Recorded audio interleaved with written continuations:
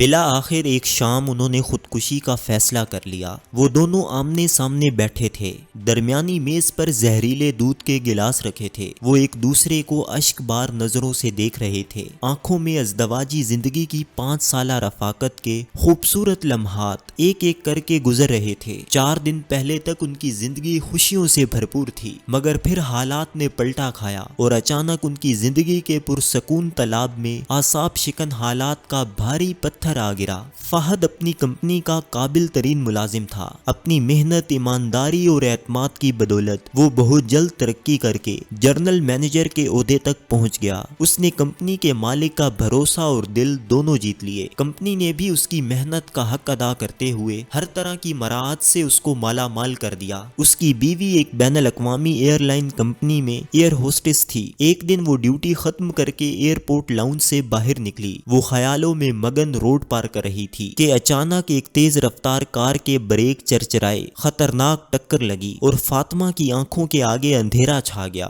2 دن تک ہسپتال رہنے کے بعد ڈاکٹروں نے اسے ڈسچارج کر دیا، مگر چلتی پھرتی فاطمہ معذوری کے بستر پر آ گئی۔ فہد اس حادثے کو ابھی سہ نہیں پایا تھا کہ ایک اور آزمائش نے ان کے دروازے پر دستک دی۔ موبائل پر اس کے کولیگ کا پیغام آیا، کمپنی میں کروڑوں کا گھپلا ہوا ہے، جس کا سارا الزام تمہارے اوپر ڈالا گیا ہے۔ میسج پڑھ کر اس کا ذہن کچھ لمحوں کے لیے معطل ہو گیا۔ موبائل اس کے ہاتھ سے گر گیا۔ جب وہ ہوش میں آیا تو سمجھ گیا کہ وہ ایک خطرناک سازش کا شکار ہو چکا ہے۔ بیوی کی معذوری اور دیانتدارانہ کریئر پر داغ لگنے کے بعد اس کے اعصاب بالکل جواب دے گئے۔ وقت گزرنے کے ساتھ ساتھ وہ مایوسی کے دلدل میں پھنستا گیا۔ سابقہ خدمات کی وجہ سے کمپنی کے مالک نے اس کو اتنی رعایت ضرور دی کہ وہ خاموشی سے عہدہ چھوڑ دے، اور اگر نہیں تو پھر عدالت جانے کے لیے تیار ہو جائے۔ اور اب وہ دونوں ایک دوسرے کے سامنے بیٹھے اپنے آخری لمحات جی رہے تھے۔ میں نے ایک آخری فون کال کرنی ہے۔ فہد نے شاندار عدالتی سزا کا ڈر دل سے نکال کر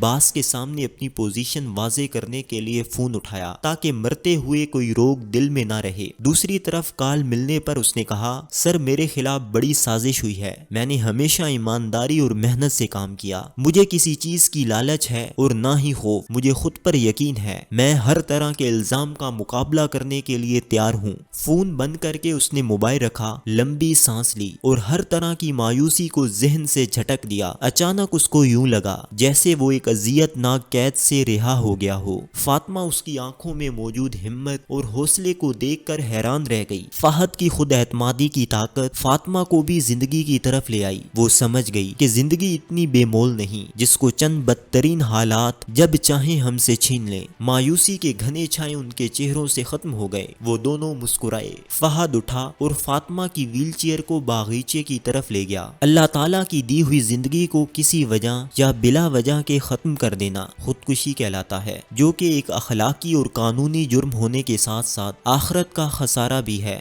دین اسلام اور دیگر مذاہب میں خودکشی حرام ہے، البتہ جاپان ایک ایسا ملک ہے جہاں خودکشی کو ایک بہادرانہ فعل سمجھا جاتا ہے۔ عالمی ادارہ صحت کی رپورٹ کے مطابق دنیا میں ہر 40 سیکنڈ میں ایک انسان خودکشی کر کے اپنی جان لیتا ہے۔ سالانہ 8 لاکھ افراد اس فعل کبیح کے مرتکب ہوتے ہیں، جبکہ سویڈن ایک ایسا ملک ہے جس میں خودکشی کی شرح سب سے زیادہ ہے۔ خودکشی پر تحقیق کرنے والے تمام ماہرین نفسیات کا اس بات پر اتفاق ہے کہ اس کیفیت میں انسان کا دماغی توازن ٹھیک نہیں ہوتا۔ پرانے زمانے میں خودکشی کے اسباب میں اہم سبب غلامی کی مشقتیں، انانیت، نفس پرستی اور شدید ترین طبقاتی نفرت ہوا کرتی تھی۔ زمانہ جدید میں جہاں اس فعل میں تیزی آئی ہے، وہیں اس کے اسباب بھی بدل گئے ہیں۔ 21ویں صدی میں انسان اور ٹیکنالوجی کی رفتار بہت بڑھ گئی ہے۔ لوگوں کو اگر وسائل کی فراوانی ملی تو وہیں بہت سارے مسائل بھی ملے۔ بے روزگاری، جہالت، غربت، بد امنی